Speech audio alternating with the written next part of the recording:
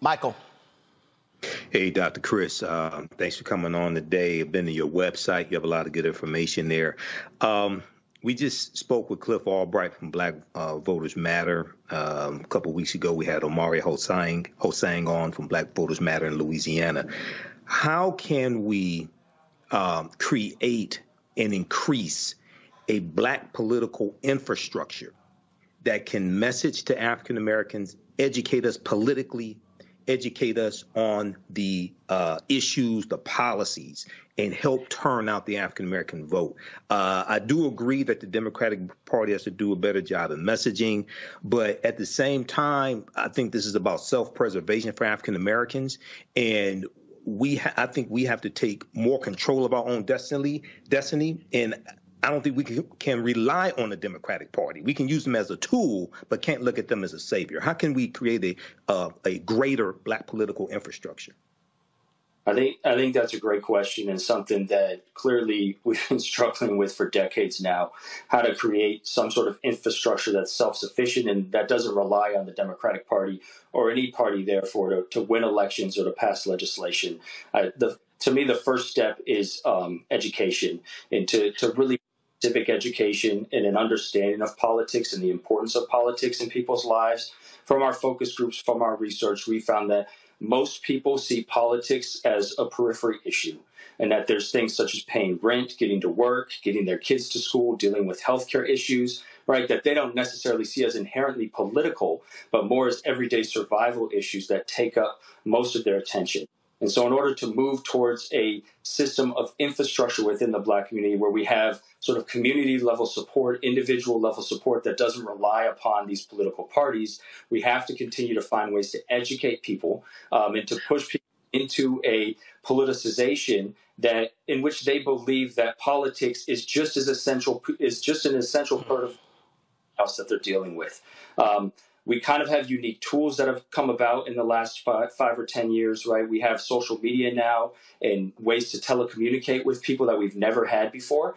And so I think we need to continue to experiment with these and find creative ways to use the limited funding that many of our community organizations have to reach as many people as possible and sort of inform them of the importance of politics and building networks and building channels and organizations that bring people together with an understanding that politics needs to something that they consider as an important element of their everyday life, and it's intertwined with everything they do. But again, this is not like I'm trying to be careful here and not talk about it as something simple, right? That we should have done already. It's a very, very difficult hill to climb, and it's probably going to take a sort of nationwide organization to do it. And we've seen a little bit of that, right, in the wake of Trayvon Martin and some of the police killings over the last decade, the way that social media and the internet and some of these new technologies can be used to mobilize people, but there's still a gap between getting the information to people and actually building that infrastructure, right? Infrastructure similar to what we see maybe in a civil rights movement, right? Where it was necessary to go door to door and to talk to people. And so we kind of have to rely upon some of these old tactics of bringing people together along with possibly using some of the new technology we have. But again, it's a really great question and another tough answer, right? None of these are easy questions. Well, before I go to Omakongo, I'm going to speak to that, and this is what is going to have to take. It is, and again, let me be very clear. We're going to have to sit here, and we're going to go back to the other shot. We're going to have to sit here and be very clear. We have to actually put a number to it and get Black folks to understand that this shit ain't free. Let me say it. Let me say this again for all the folk who are watching, listening. The shit ain't free. The work ain't free.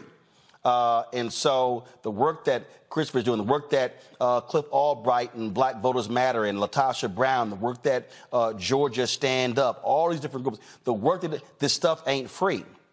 And so it's a lot of people who spend their time out there talking about we need this and we need that and we need this and we should be doing that and we should be doing this here. And I'm sure Christopher, he hears all this sort of stuff. And then you're sitting there going, okay, but are you putting your money where your mouth is? And so that is what it takes. I have said to folks on this show, hey, stop sending money to candidates and the parties and send it to third-party groups, because you know the money's going to get on the ground what is actually needed. Because I'm going to say it again, and this is the problem. And we're going to talk about it in our next segment. Christopher, you know this here. These white consultants, they want to dump everything on television. Bring up Christopher, y'all. Come on, please. They want to dump everything on television. They want to keep putting everything on television, and it reaches a point where you have total saturation. And the reality is people are like, man, turn that crap off. Turn it off. Turn it off. You have to put money on the ground. You have to look at the numbers and then go, okay, and as your research shows, okay, in this particular state, in this region of the state, inside of this region of the state, this is what this city and town did. And now that I'm breaking down the city and town, now I'm breaking down the precincts in that city and town. So now it's, oh, okay, this precinct here had 1,000 eligible voters, but only 120 actually voted. Okay, target people and resources to knock on those doors to at least get that number from 120 up to 500. And now target this precinct and this precinct and this precinct. One, that requires money. That requires people. And if you don't have that, then you're stuck hoping a campaign comes around to do it. All right, folks, the recent Louisiana primary shows black folks are simply not showing up at the polls like they did when Barack Obama ran for president in 2008. That's no shock. The reality is many people expected that. But if you look at 2010, 12, 14, 16, 18, 20, 2022, you've seen that number go down. My next guest has been researching why mobilizing black voter post-Obama has been so difficult. Joining me from Sacramento, California is Christopher Towler, the director of the Black Voter Project and co-founder of Black Insights Research. Victor, glad to have you on the show. What's the top points of your research? So, as you mentioned, it's no surprise black turnout is down and has been down since 2012.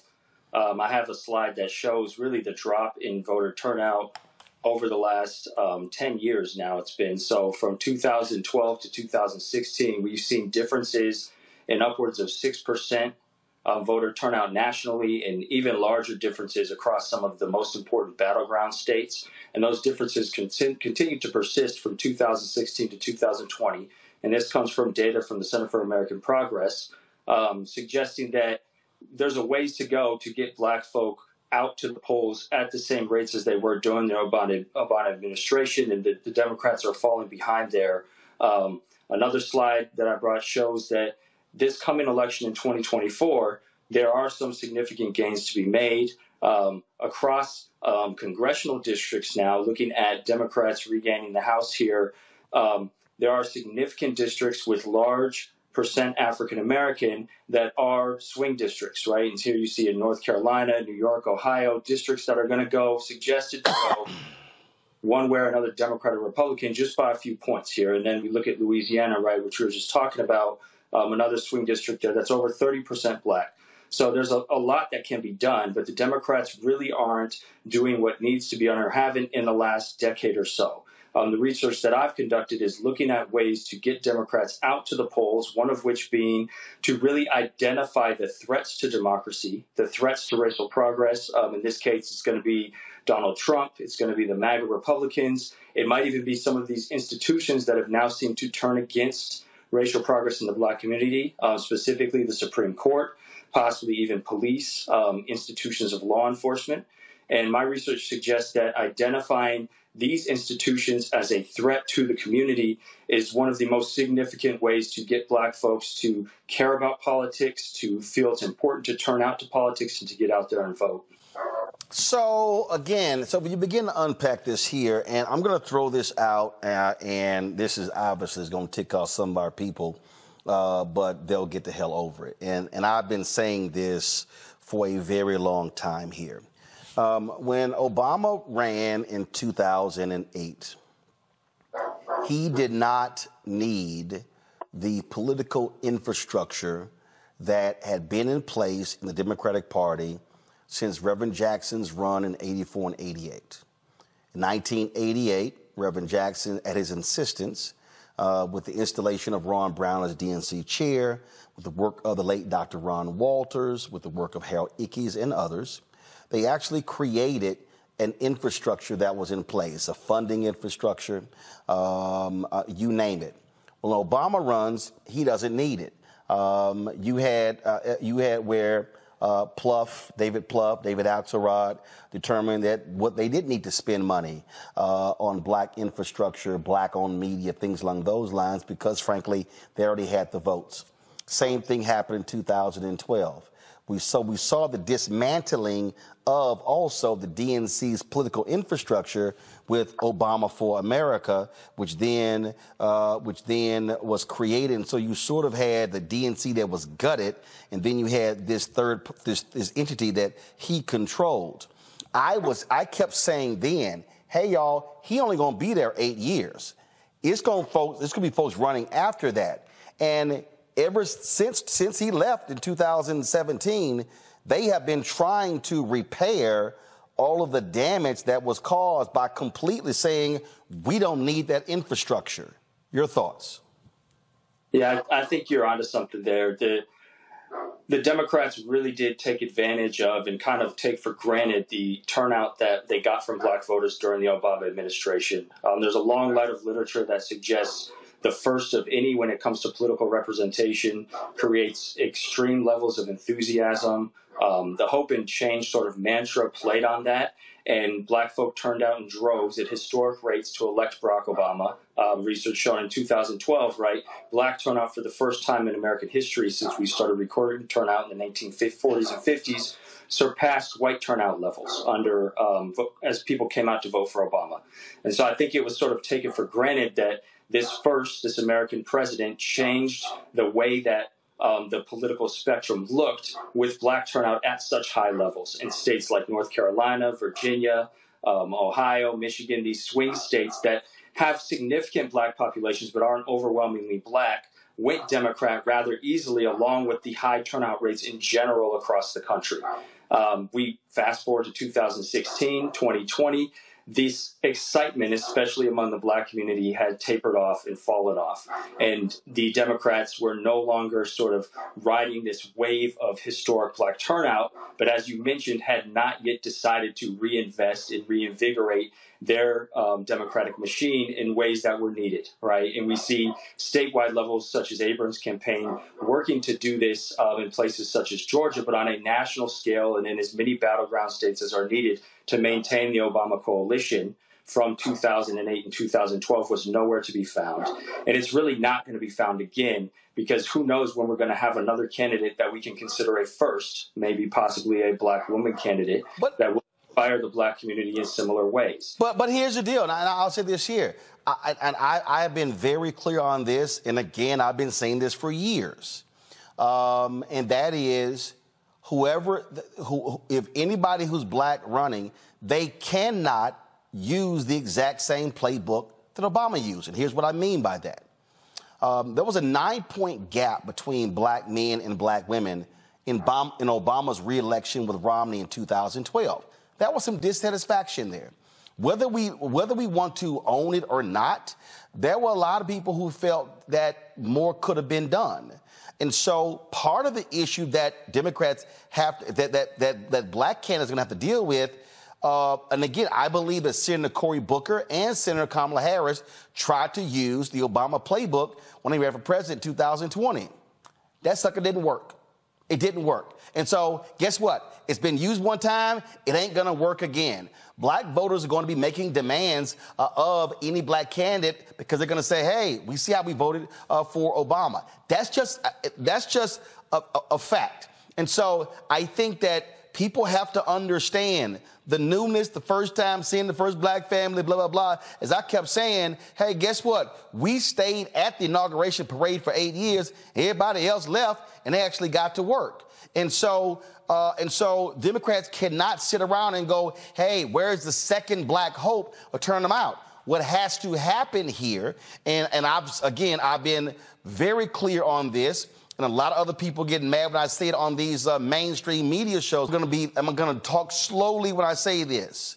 The fundamental problem with the Democratic Party today is white media consultants refuse to listen to black people, listen to black consultants, listen to black pollsters, refuse to put the resources in those places early, and then they expect black people to come save their asses come mid to late October.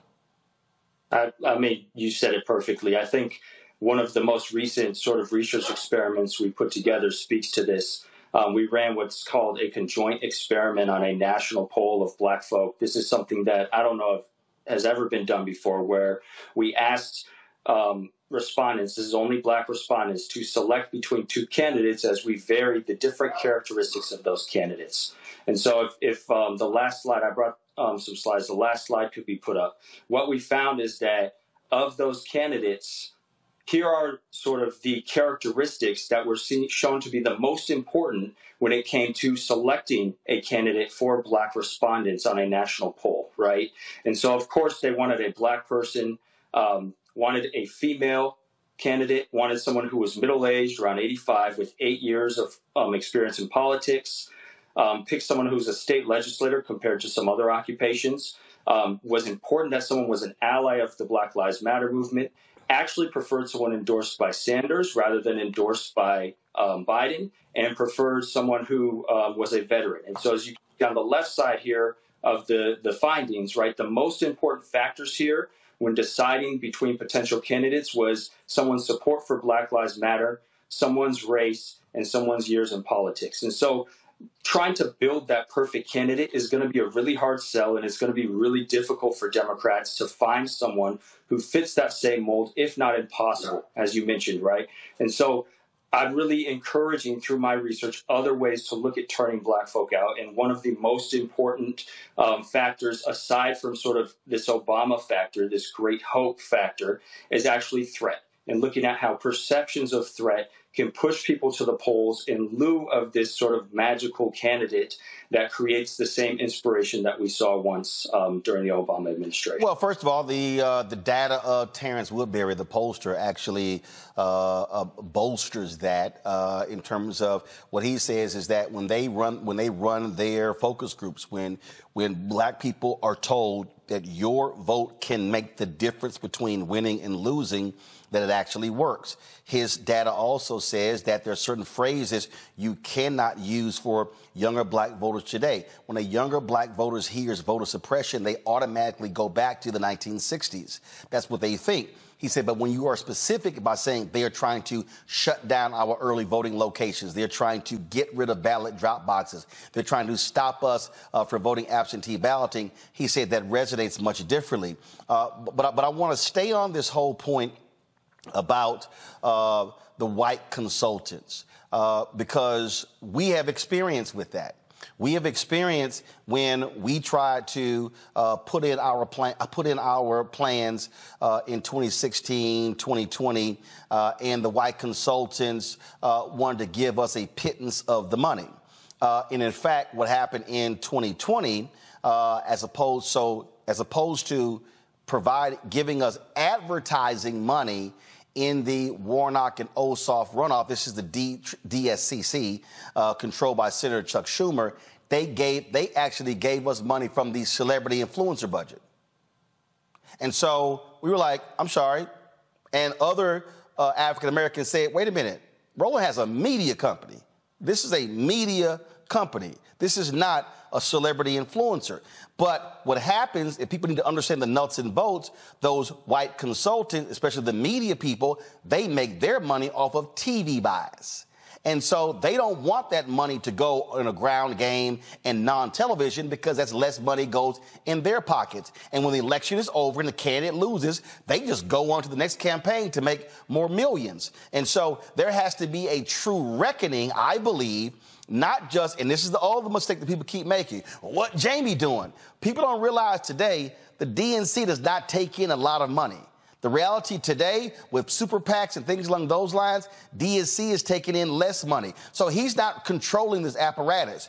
We're talking about the Democratic National Committee, the Democratic Governors Association, the Democratic Congressional Campaign Committee, the Democratic Senatorial Campaign Committee. We're talking about American Priorities, all of those PACs. We're talking Emily's List. We're talking the Environmental Lobby. We're talking all of these groups where the billions are being spent. The fact of the matter is very few of them, including the pro-choice folks, a lot of them are not making black folks a primary priority and putting the resources behind it. They're paying lip service, and that's why you see the turnout that you're seeing.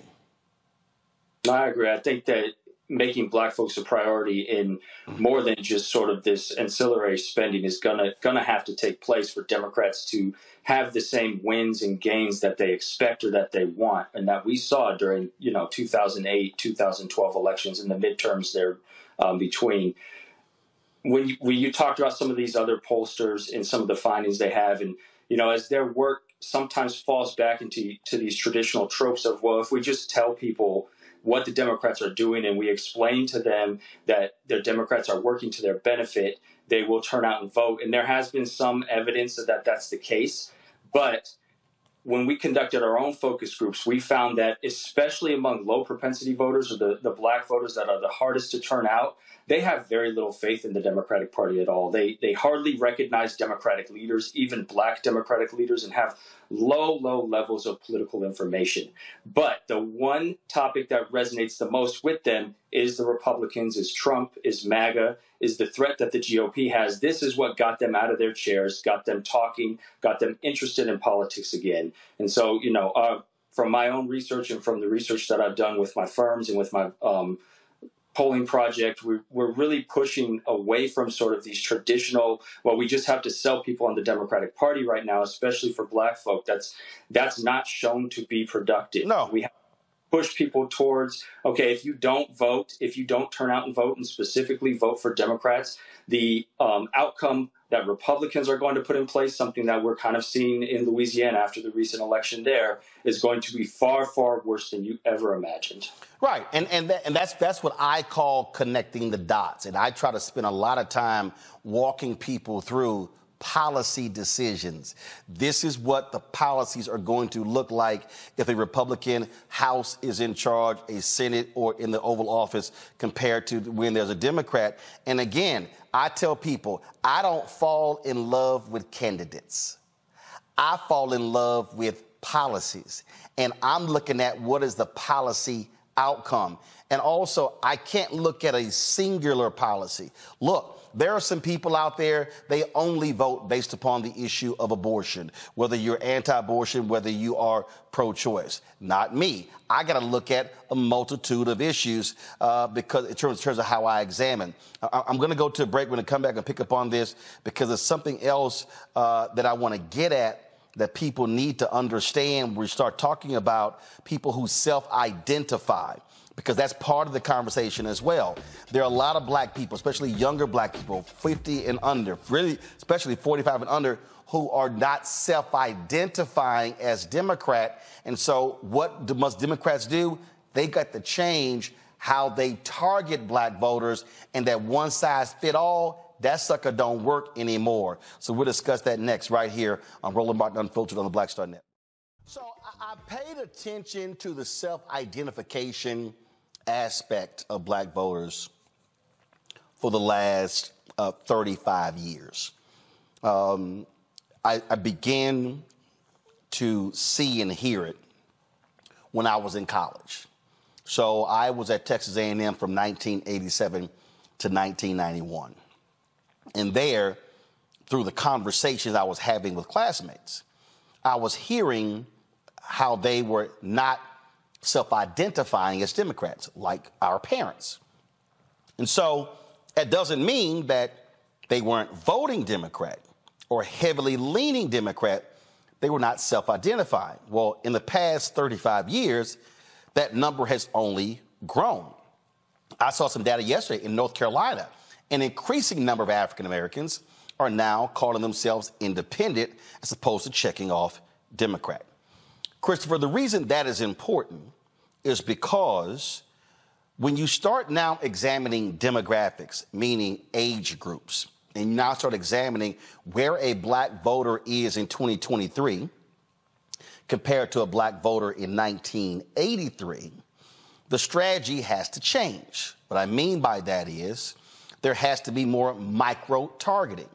And when Andrew Gillum, when he lost in Florida, governor, he lost by 30,000 votes. Exit polling data showed that 18% of black women had voted for Ron DeSantis. Some people say, well, that was unreliable, the exit poll data, but here's what we knew. A lot of those black women were voting based upon the opportunity scholarships that were in Florida for their children to go to different schools, in charter schools, school choice. That was an issue. We see that there are African Americans who are very much about, we ran to a woman in Georgia in 2022 when Warnock was in a runoff. And she said, listen, I'm a woman, and the issue of Roe v. Wade is important. She said, but I ain't having no kids. She said, but I own a business. And so taxes is more important to me than Roe v. Wade. And so this was a black woman. And so I think a part of this deal also is that these white Democratic strategists are going to have to wake up and realize that one size fit all don't work anymore. You're going to have micro-targeting to black voters in a way that historically they've never had to do. No, Roland, you're absolutely right. The conversations we've had about our research with Democratic campaigns and organizations boils down to the fact that in order to make this type of campaign strategy work, it's not going to be a one-glove-fits-all. It's going to have to be targeted based on census tracts, based on neighborhoods, and you're going to have to put money into advertising that you traditionally wouldn't do, or that these campaigns might not have been planning to do from the beginning. And in doing so, that's how you're going to get black voters to turn out at the numbers that we saw in 2008 and 2012. And that's really the only way to do it, because a lot of these campaigns are also worried that as they continue to push possibly some of these messages towards black voters, they're going to turn off other parts of the constituency. And that's really where they get hung up in what direction do we go, right? Do we continue to push forward with the same campaign strategies that we've been doing for the last decade, or do we try something new and actually try to target black voters and mobilize? But they always come back to this, well, we have limited resources. Well, we're not sure exactly how that's going to affect the total base. We're not sure exactly how that's going to affect all the voters. And it's exactly like you're saying. If there's not a very strategic, targeted campaign for black voters, not just based even on statewide scale, but on district and neighborhood scales, it's going to be very difficult to get black voters out at the rates that these campaigns need in order to win some of these close elections. And before I go to my panel, this is very basic for Democrats.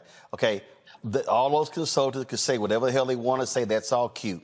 Here's what we know, and these are facts. The number one ranked group who vote Democrat are black women. The number two group, black men. That's 1 and 2. Now, in their minds, oh, well, we're going to get their votes. You might get the vote based upon percentage.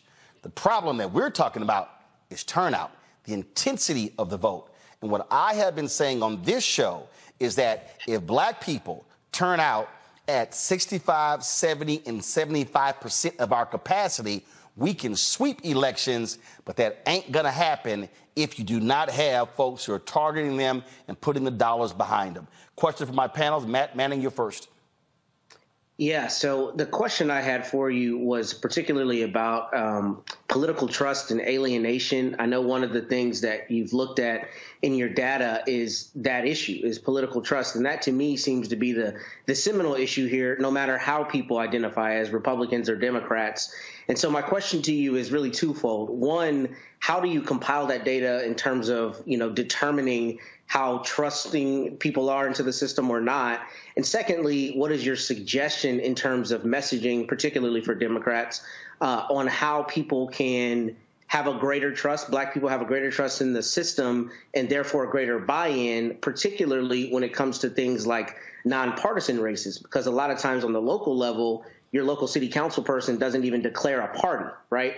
And they're the one who has the most immediate effect on your life in terms of filling the pothole at the end of the street. So how do y'all address the political trust and alienation issue in your data? That's a great question. We've been looking at trust and alienation for probably about 10 years now, because we consider it also something essential to understanding Black politics. When it comes to trust, we really break it down into what's called specific and diffuse trust, where specific trust is trust in sort of the temporary political figures, political symbols, what's going on in politics at that moment, where diffuse trust is really this broader trust in systems and in institutions. And for Black, over time, we've shown we know that diffuse trust is always relatively low compared to other groups, just because of the history of discrimination and oppression that Black folk have lived through. And so it's always been a struggle to get that level of diffuse trust up. However, our research and other research suggests that trust can be built, specific and diffuse trust, through representation that looks like the community and through substantive policy gains. However, it's going to be very difficult to get that type of representation and to achieve policy gains for the Black community with turnout not at historic rates, at these levels that we're talking about, right? And so that's why we continue to push forward. Well, if long-term we really want to build trust, we have to understand that there needs to be a very committed campaign to turning out Black voters that's looking at new and unique strategies to do so, especially after the Obama era, because the only way that we're going to regain this trust in the system and sort of rebuild allegiance to a system that many Black folks see as oppositional is by showing them that they can win races, they can be represented by people that they believe in, that they look like, and those people can then turn around and pass policy, create legislation that substantively benefits them in the long haul. And so, that's kind of our short and long when it comes to trust and alienation. But we absolutely agree this is a central issue to Black politics and something that we've been researching for a while. Michael. Hey, Dr. Chris, thanks for coming on today. I've been to your website. You have a lot of good information there. We just spoke with Cliff Albright from Black Voters Matter. A couple of weeks ago, we had Omari Hosang on from Black Voters Matter in Louisiana. How can we create and increase a Black political infrastructure that can message to African Americans, educate us politically, educate us on the issues, the policies, and help turn out the African American vote? I do agree that the Democratic Party has to do a better job in messaging, but at the same time, I think this is about self-preservation for African Americans, and I think we have to take more control of our own destiny, and I don't think we can rely on the Democratic Party. We can use them as a tool, but can't look at them as a savior. How can we create a greater Black political infrastructure? I think that's a great question and something that clearly we've been struggling with for decades now, how to create some sort of infrastructure that's self-sufficient and that doesn't rely on the Democratic Party or any party, therefore, to win elections or to pass legislation. To me, the first step is education, and to really civic education and an understanding of politics and the importance of politics in people's lives. From our focus groups, from our research, we found that most people see politics as a periphery issue, and that there's things such as paying rent, getting to work, getting their kids to school, dealing with healthcare issues, right, that they don't necessarily see as inherently political, but more as everyday survival issues that take up most of their attention. And so in order to move towards a system of infrastructure within the Black community where we have sort of community level support, individual level support that doesn't rely upon these political parties, we have to continue to find ways to educate people and to push people into a politicization that in which they believe that politics is just an essential part of the house that they're dealing with. We kind of have unique tools that have come about in the last 5 or 10 years, right? We have social media now and ways to telecommunicate with people that we've never had before. And so I think we need to continue to experiment with these and find creative ways to use the limited funding that many of our community organizations have to reach as many people as possible and sort of inform them of the importance of politics and building networks and building channels and organizations that bring people together with an understanding that politics needs to be something that they consider as an important element of their everyday life, and it's intertwined with everything they do.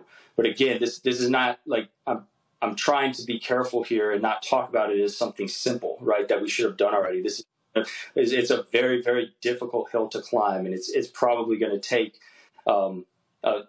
a sort of nationwide organization to do it. And we've seen a little bit of that, right, in the wake of Trayvon Martin and some of the police killings over the last decade. The way that social media and the internet and some of these new technologies can be used to mobilize people, but there's still a gap between getting the information to people and actually building that infrastructure, right? Infrastructure similar to what we see maybe in a civil rights movement, right? Where it was necessary to go door to door and to talk to people. And so we kind of have to rely upon some of these old tactics of bringing people together, along with possibly using some of the new technology we have. But again, it's a really great question and another tough answer, right? None of these are easy questions. Well, before I go to Omakongo, I'm going to speak to that, and this is what it's going to have to take. It is, and again, let me be very clear. We're going to have to sit here, and we're going to go back to the other shot. We're going to have to sit here and be very clear. We have to actually put a number to it and get black folks to understand that this shit ain't free. Let me say it. Let me say this again for all the folk who are watching, listening. The shit ain't free. The work ain't free. And so the work that Christopher's doing, the work that Cliff Albright and Black Voters Matter and Latasha Brown, the work that Georgia Stand Up, all these different groups, the work that this stuff ain't free. And so it's a lot of people who spend their time out there talking about we need this and we need that and we need this and we should be doing that and we should be doing this here. And I'm sure Christopher, he hears all this sort of stuff. And then you're sitting there going, okay, but where are you putting your money where your mouth is? And so that is what it takes. I have said to folks on this show, hey, stop sending money to candidates and the parties and sending to third-party groups because you know the money's going to get on the ground what is actually needed. Because I'm going to say it again, and this is the problem. And we're going to talk about it in our next segment. Christopher, you know this here. These white consultants, they want to dump everything on television. Bring up Christopher, y'all. Come on, please. They want to dump everything on television. They want to keep putting everything on television, and it reaches a point where you have total saturation. And the reality is people are like, man, turn that crap off. Turn it off. Turn it off. You have to put money on the ground. You have to look at the numbers and then go, okay, and as your research shows, okay, in this particular state, in this region of the state, inside of this region of the state, this is what this city and town did. And now that I'm breaking down the city and town, now I'm breaking down the precincts in that city and town. So now it's, okay, this precinct here had 1,000 eligible voters, but only 120 actually voted. Okay, target people and resources to knock on those doors to at least get that number from 120 up to 500. And now target this precinct and this precinct and this precinct. One, that requires money. That requires people. And if you don't have that, then you're stuck hoping a campaign comes around to do it. And from what we've known, campaigns aren't doing that, right? Precisely.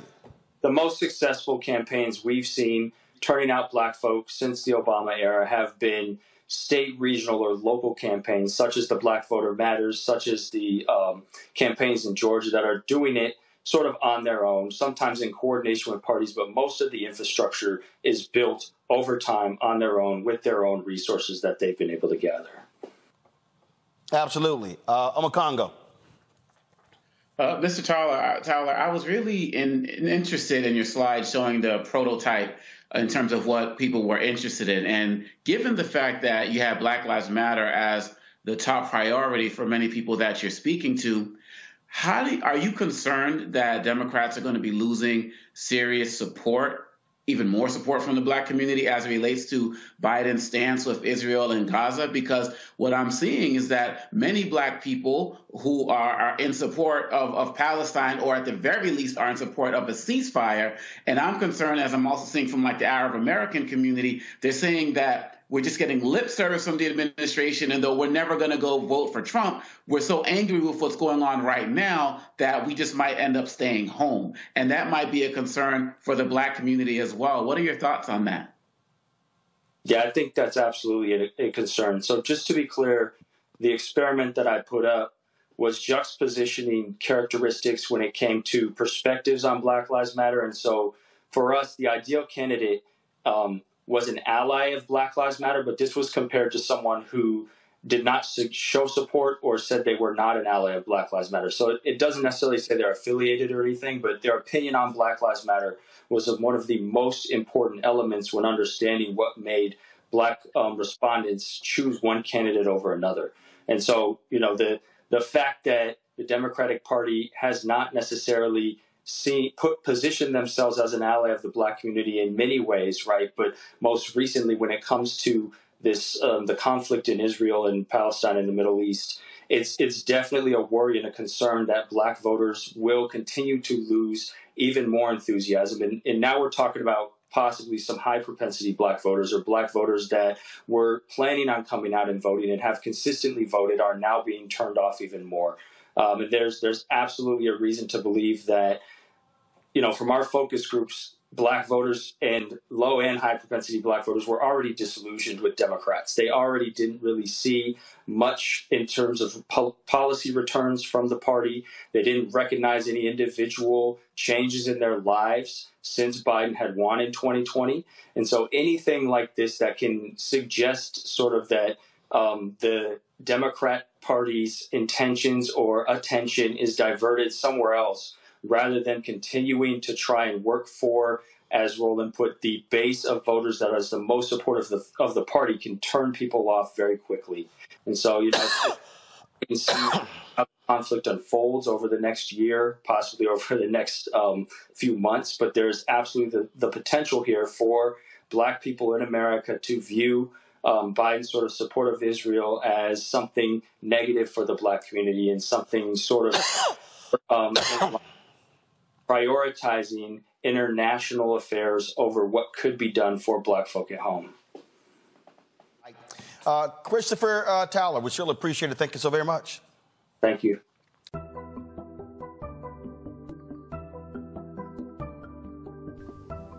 Hotep, everybody. This is Michael Imhotep from the African History Network. Our Black Empowerment Friday weekend sale is on right now. We have a fantastic promotion for you. Get our bundle pack of 2 online history courses that I teach, as well as my 15 lecture downloadable bundle, African History Awakens the African Mind from Mental Death. These are both from me, Michael Imhotep. They're on sale right now for only $100. That's Kemet, the Moors, and the Ma'afa, Understanding the Transatlantic Slave Trade, what they didn't teach you in school. Kemet is one of the original names for Egypt. We deal with thousands of years of history and what leads up to the transatlantic slave trade taking place. I do a PowerPoint presentation. We have book references, articles. There's about 100 articles that we cover in the class, over 200 slides that I put together as well. And there are also video clips, including excerpts of interviews I've done with some of our historians and scholars, as well as Runoko Rashidi, Professor James Small, Anthony Browder, Professor Kabahaya Wafa Kamene, and Dr. David Imhotep. In the second class that I teach, it's called Black Resistance Movements from the Haitian Revolution, the U.S. Civil War, Civil Rights Movement, and Black Power Movement, 1800 to 1968. And we dig in deep and look at history chronologically from 1800 to 1968 and look at what leads to the Civil War taking place. We study the Jim Crow era, the Reconstruction era, 1865 to 1877, World War I, World War II, Civil Rights Movement, Black Power Movement, and the Great Migration, 1915 to 1970, to understand what happened to us after slavery ended, what were the laws and policies put in place to put us where we are today, to understand where we need to go from here. I created both of these classes, created the curriculum, chose the content as well. This sale ends on Thursday, November 30th, 2023. Visit our website, AfricanHistoryNetwork.com, AfricanHistoryNetwork.com. You'll see the promotion at the top of the page. As soon as you register, you can start watching the content. You can join us for our next online class live Saturday, December 2nd, 2023, 2 p.m. Eastern Standard Time. You can watch all of these classes on demand, and even after the course is over with, you don't lose access. Register right now, order right now. Visit our website, AfricanHistoryNetwork.com, AfricanHistoryNetwork.com.